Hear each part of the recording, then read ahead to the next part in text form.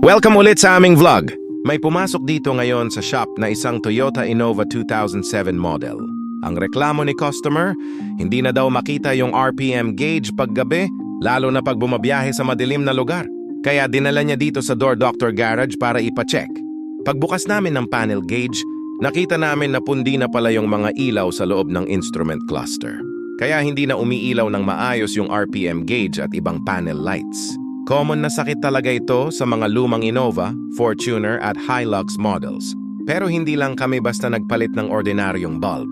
In-upgrade din namin yung backlight ng panel gauge para mas maliwanag, mas malinaw at mas maganda tignan lalo na paggabi. Ngayon kahit sobrang dilim ng daan, kitang-kita na ulit ang RPM gauge, speedometer, fuel gauge at temperature gauge. Parang brand new ulit ang dating ng dashboard. Marami talagang lumang Toyota ang nagkakaroon ng problema sa panel lights dahil sa pudpod o mahinang backlight sa instrument cluster.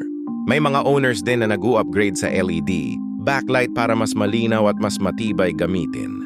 Kaya sa mga may problema rin sa panel gauge, dim na ilaw, blinking lights, o hindi na makita ang gauge paggabi, huwag kayong mag-alala. Dito lang yan sa Door Doctor Garage, problema mo, solusyonan namin! Puntahan nyo lang kami dito sa NLSA Road, Barangay Lagao, Gensan at Door Doctor Garage. Door Doctor Garage, Power Window Specialist. NLSI Road, Barangay Lagao, Gensan. Yes, very professional. LOL, your window is stuck, we fix it now.